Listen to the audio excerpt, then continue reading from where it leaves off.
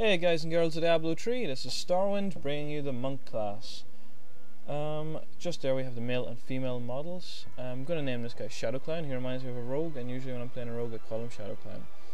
There's the female model, just so you can see her, looking quite pretty. A holy warrior who attacks faster than the eye can follow, disabling enemies with precision blows. You can see the animations there on the right side. Just go through the options there. Holy and elemental magic infuse the monk with the ability to heal and deliver crippling damage to adversaries. Quick and agile, monks are masters of martial arts, employing their blinding speed to pummel their foes and dodging their enemies' attacks, and as of course use spirit to power the monk's abilities. So let's move to the login screen here. As usual, start game, change quest to move between quests, public games allows you to play with others online randomly, and auction house allows you to use real money.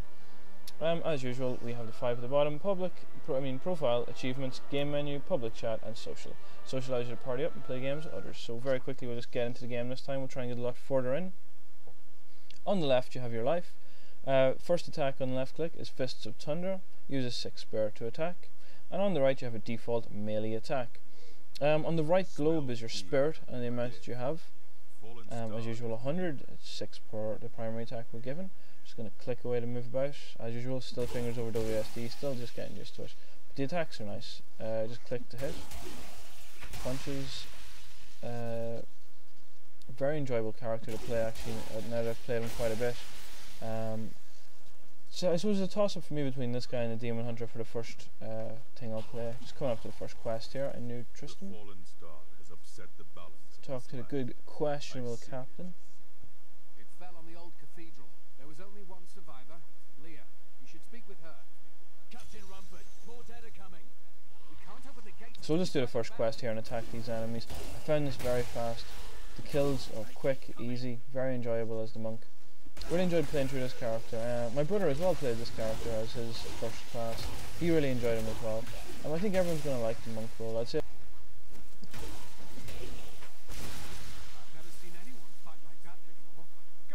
Yeah, first impressions of the monk, I'd say a lot of people are going to play them. They'll play them again and again. I'd say definitely one for hardcore hero. It'd be a fun one to play for hardcore hero. You'd play it over and over again, so you wouldn't mind if you lost the character too much. They're an enjoyable treat to actually start off and work your way through. Just getting the blessing as normal going in here.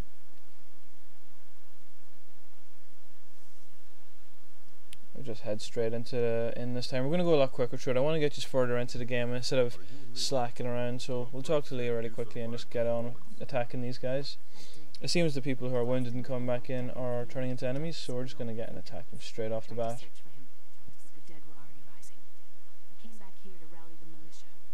Just let Leah sir a bit.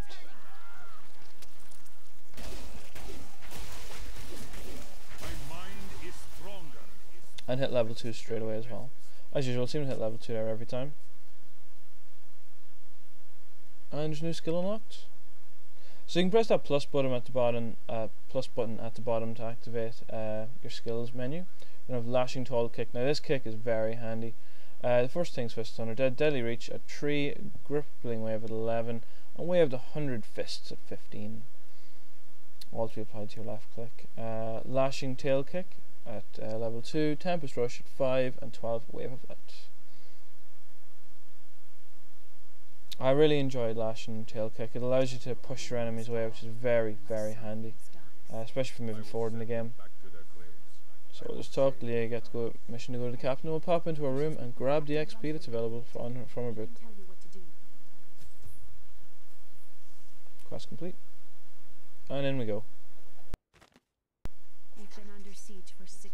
Once again, very important to drop all them books on the ground and pick them up. Free XP, so grab it as quickly as you can. We're just going to keep moving really fast in this video. I want to get a lot further in, hopefully get to the cathedral and show you a bit of inside it. I've been slacking a bit in the first 2 videos. Just grab the potions there. You can stack things on top. Just in other videos I was putting them side by side, but just to stack them up, show you the difference. As you can tell, I'm clicking a lot. I'm not too fond of the hold and click, or click and hold should I say, and move forward button. So once again we're just at this point where we have to break down this fence and start moving forward into Old Tristram.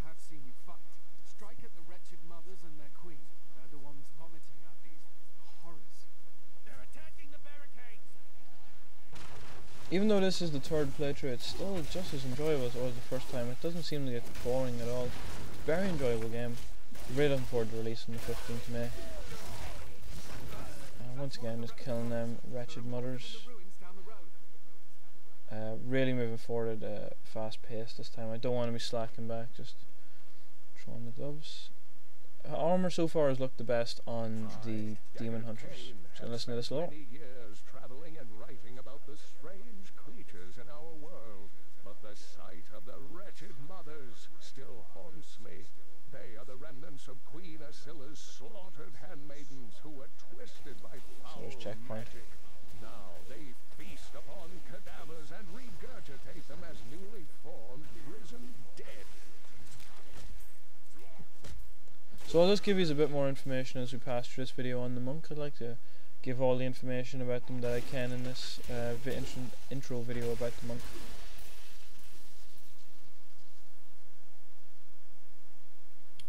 And once again, I'll explore the entire map just so you get an idea of everything.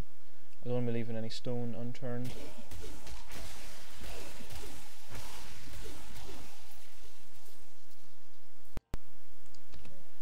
So we'll just go over the background and overview of the character. The overview first. Monks are sacred warriors who channel divine power through sheer force of will, healing waves, mantras of protection, and attack powers with holy might, or all within their purview. Skilled monks deliver rapid fire attacks unarmed or with a variety of well balanced weapons in combat. They emphasize how high maneuverability over staying power, darting in and out of melee and avoiding practical slugfests. Monks' attacks are primary melee focused. They can eliminate single foes' extreme damage or deliver short range area of attack assaults with waves of elemental power that emanate from palm strikes or present kicks. So very like a rogue, as I said, straight in, direct damage as usual, no damage over time. So the background of the monks. Monks of the Saphite faith train their bodies and minds so that they become the foremost holy warriors of the land of the Lord.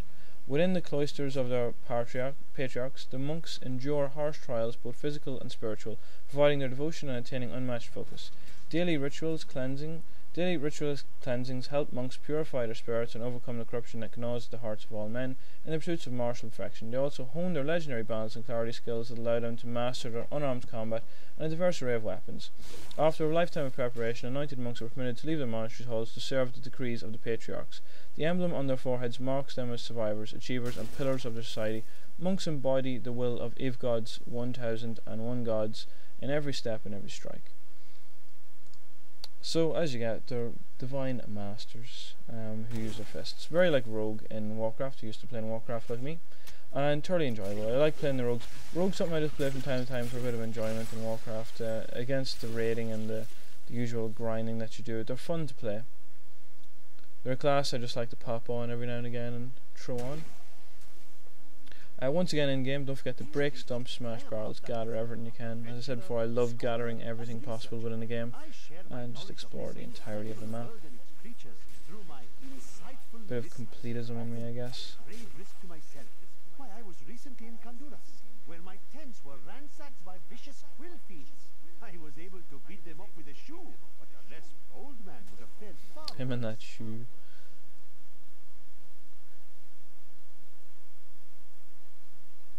Can't get much bolder than a shoe.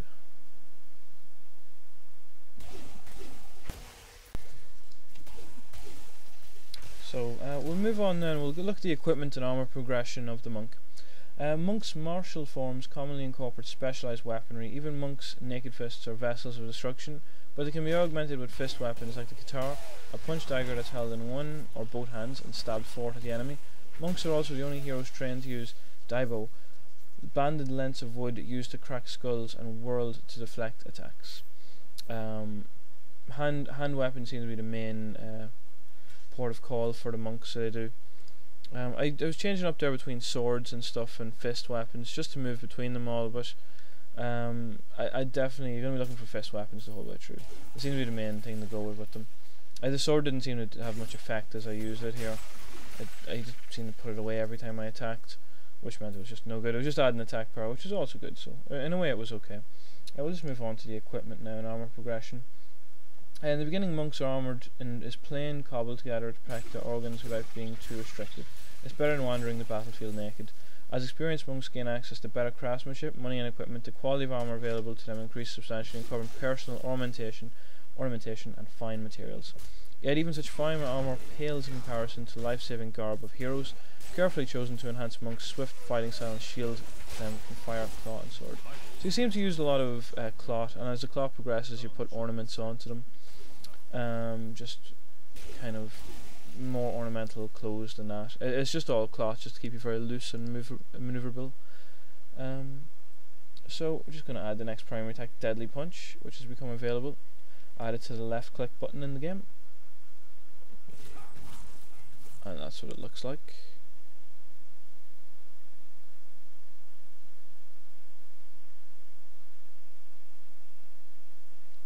So we'll just keep exploring the map here and move forward. Just kill this wretched mother and her ghouls. Ghouls of the undead. And don't forget to always check them bodies. So let's go a different path around this time. See how it's amazing how strong that kick is and the way it bounces them back. So we'll go and fight this boss just to see how it fares out. Now you've seen the barbarian and you've seen the demon hunter. As you can see, he pretty much tore that boss a new one. There's the waypoint again. So we'll move on, we'll look at the resource spirit. So to defeat the inhuman evils they pit themselves against, monks draw upon inner reserves of spirit, a resource that reflects their personal mastery and training. Spirit replenishes slowly. It is generated in two ways, by specific skills and attacks, and by the completion of combos. Monks who chain their attacks carefully can continue a near endless barrage of spirit-fueled attacks. Spirit is a valuable resource, but massive expenditures of this force allow a monk to call upon potent dodges and defensive maneuvers, as well as monster slaying finishing strikes. Thanks to monks' physical perfection and martial talent, they are free to deliver as many empowered strikes as their spirit pools allow, without waiting for ability cooldowns. So you can see yourself, it does replenish pretty quickly. Left click seems to replenish it, and right click uses part of the spirit. So as you can tell, we're progressing a lot faster in this video. There's them buildings falling down. Still want to show you the entirety of the map before I leave this area. I don't want to just leave it in case people are popping in the middle of this video and haven't seen the others.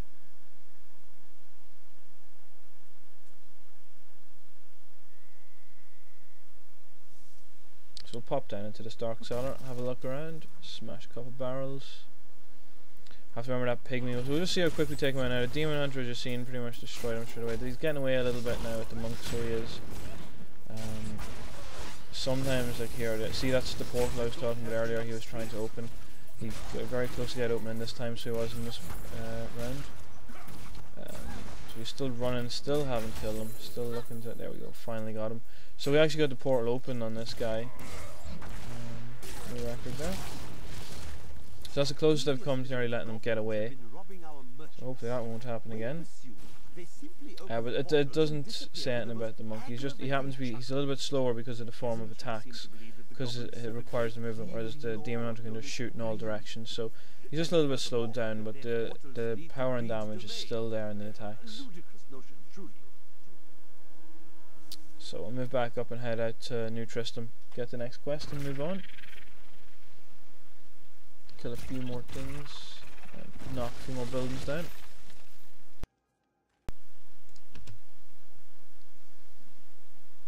So just use the waypoint to get back to New Tristram. Smash a few barrels along the way.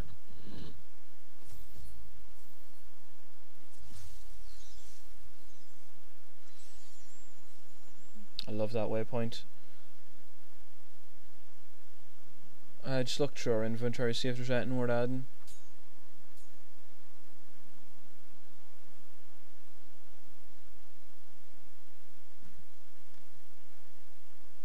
Throw on some boots, belt.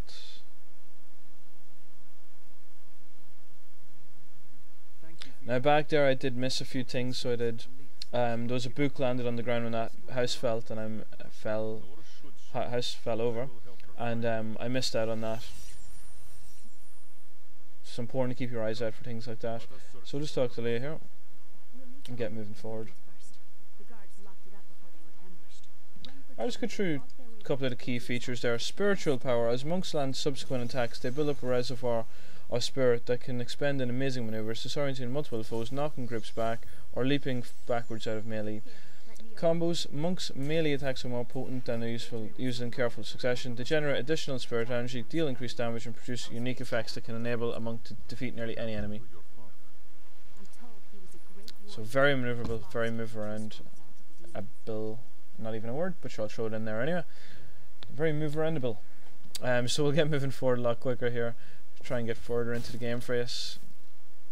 Into that house again, having deja vu. Cellar.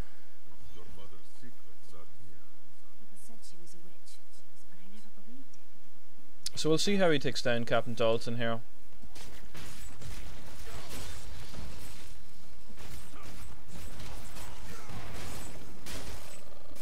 A little bit slower on this boss.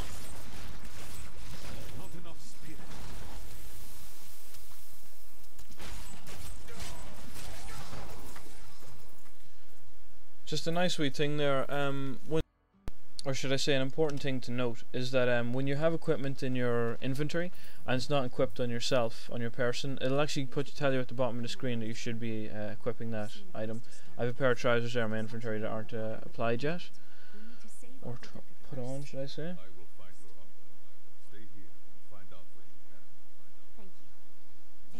So let's go through two other key features there. Mantras. Disciplined monks can make the force of their spirit manifest, projecting it outward with a mantra, a long-lasting mantle of power which can heal or strengthen the projecting monk or nearby allies.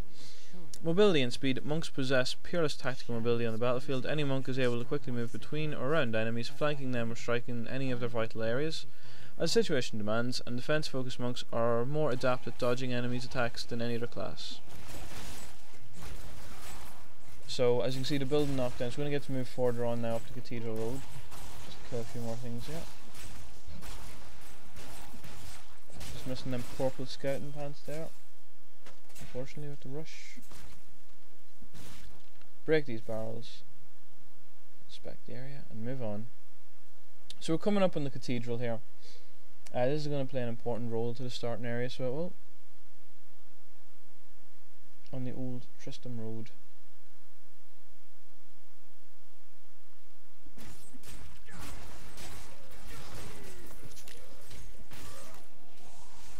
Bam bam, thank you ma'am. Really destroying these guys in it. They're I love that kick, just the way it knocks them back. You'll really notice if you watch the party up session that I do to complete the beta, that kick is so powerful for controlling groups. You can really push enemies back and save a lot of hassle, so you can. Just a new skill unlocked there. Blinding Flash. So we'll just go in and put it on there. Blinds all nearby enemies for 3 seconds, and it's attached to number 1. And we'll pop into the Cathedral.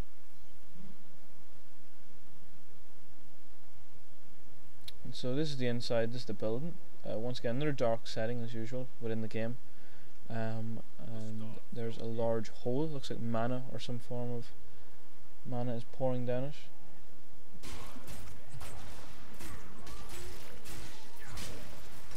It appears that the villagers are all being attacked by these dead corpses, and then in turn the villagers are then attacking everyone else. So that's what seems to be happening in the village. So I thought I'd mention two other things, two specialised things for the monk. I know I said fist weapons are the best to but also their own specialised weapon they have is called Diablo.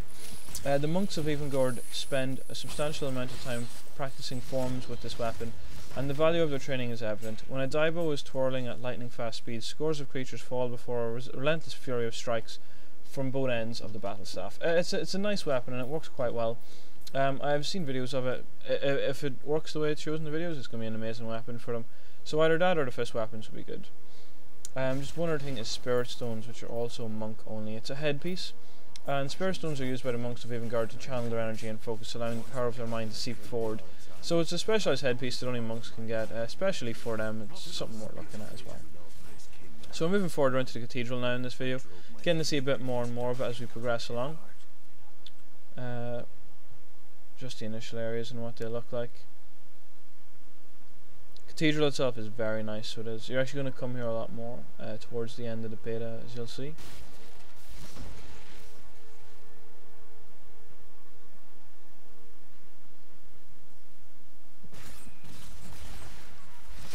It's actually quite funny. He runs around with the sword and dagger, yet puts them away for every battle. Still, it looks nice. Unfortunately, I didn't come across any Diablos in the starting area for the monk. It would have been nice to have tried it out and show you.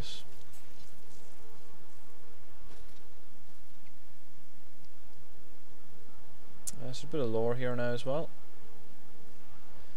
which we won't listen to. That's what the map of the inside of the building looks like, and there's another pygmy. We'll just make sure we kill him this time. Not gonna let him away.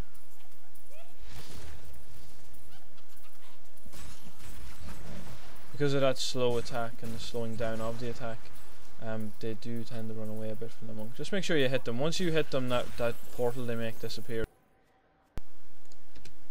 We're just coming up to the end of the monk video now as well, just the last few minutes. We'll just talk a bit about how they felt and how they are to play. They feel nice, they're very fluid. Their inability to get right into the middle of combat's nice. They remind me really of rogues I suppose to play, which was very enjoyable. I definitely advise playing one, just more so for fun, I guess. They're a hardcore hero you wouldn't mind losing, because you don't mind starting them again. Other characters you'd probably put a lot more time into them, you'd want to really keep them, but the monk seems to be a easygoing kind of character. In battles like this, using your kick where there's a large amount of enemies is really handy. See the way it knocked that giant beast back? Very, very handy when you're playing.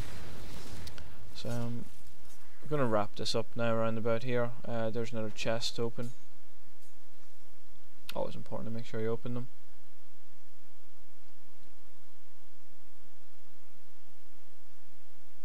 So let's check one last time through the inventory.